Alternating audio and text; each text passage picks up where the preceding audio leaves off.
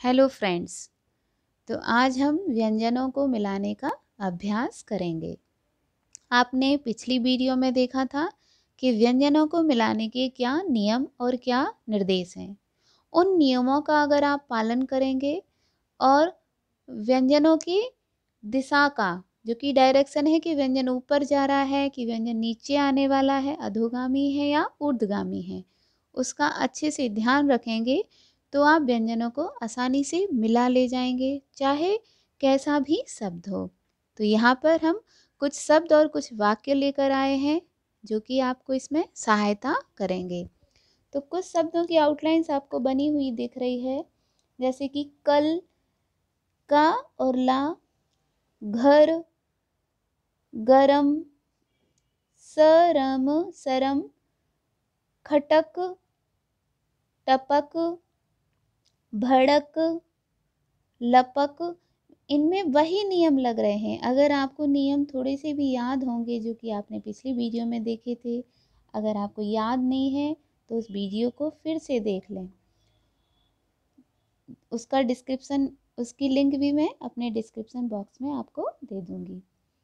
चपल, हरम, देखिए जो कि व्यंजन ऊपर जा रहा है और उसके बाद फिर ऊर्ध्वगामी ही व्यंजन आ रहा है तो हरम, हरम हो जाएगा। नमक, आप नमक को देख रहे हैं, दोनों तरह से बना है। जो भी व्यंजन ऊपर नीचे करके या दाएं बाएं, आपने देखा ता वर्ग या सा है, दोनों तरफ से बनता है। तो आप देखते हैं कुछ आउटलाइंस दाहिने में कुछ बाएं में अच्छी बनती हैं, कुछ दोनों में ही अच्छी बनती हैं, तो हम उनके दोनों ही रूप ले सकते हैं। जैसे यहाँ आप देख रहे हैं धमक, तो ये धमक मीन्स इस तरह से ये आपने बाएं में बनाया है और ये आपने दाएं में बनाया है, दोनों में ही सही आया है। अब यहाँ पे कुछ और शब्द देखते हैं, जैसे कि ये है आपका सरपट, तो यहाँ पे आप सरपट, ये आपका सरपट,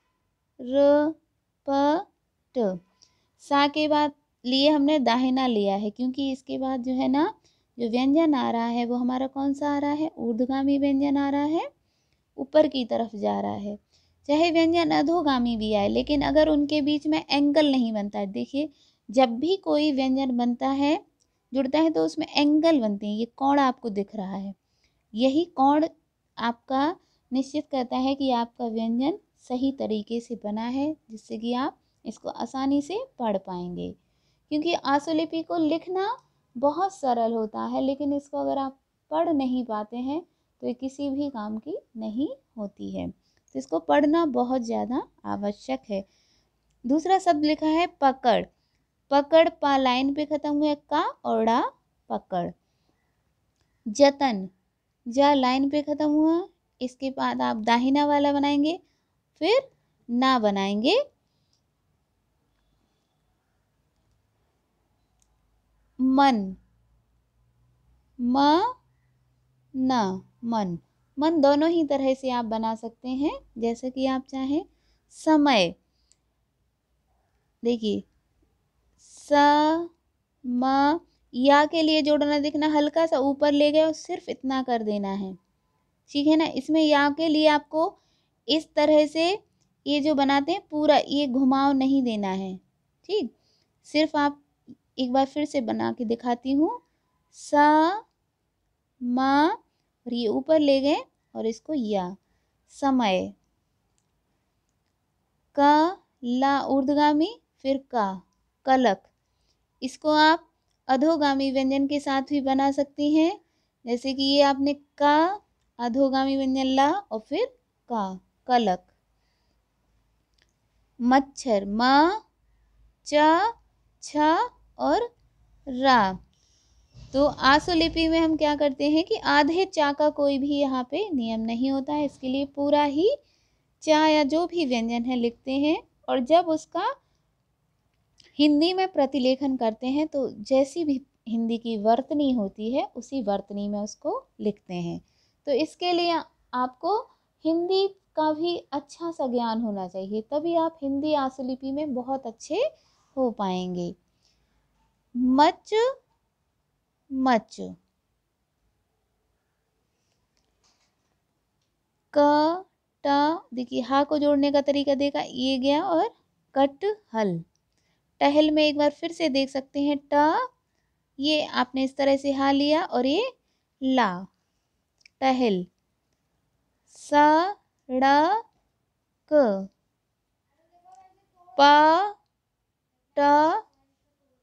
पट, कलम, कलम। सहज, सहज। रा ऊपर वाला है तो ऊपर वाला ही हा बनाएंगे और ये माँ। प, र और वा, परब। नेक्स्ट है आपका घ और आ घर, प और आ पर, च ला चल, घर पर चल। अब है बक बक मत कर, तो ये ब और का बक, तो द्वारा से वक नहीं लिखेंगे बल्कि इसको इस तरह से कर देंगे, बक बक म होता मत कर। फिर है आपका ब और सा बस, पर, च ओड़ा चढ़। फिर आपका वाक्य आता है घ और आ घर, पर, चल, कर, ज ओला जल, भ और आ भर, घर पर चल कर जल भर। चरण, चरण, पर, स और आ सर, ध और आ धर, चरण पर सर धर। विराम के लिए इसमें इस तरह से क्रॉस लगाया जाता है। तो इतने सारे शब्दों का आपने यहाँ अध्ययन किया, कुछ हमने वाक्य भी लिए हैं। आपको भी इस तरह के और बहुत सारे शब्द लेने हैं और उनका अभ्यास करना है। आशुलिपि को सीखने के लिए अभ्यास बहुत आवश्यक है, तो इसका अभ्यास अच्छे से कीजिए। कहीं पर भी आपको परेशानी आती है तो आप कमेंट्स करके मुझे बता सकते हैं, मैं आपकी परेशानी को अवश्य दूर करने की कोशिश करूँगी। तो आज की वीडियो में बस इतना ही। नमस्ते।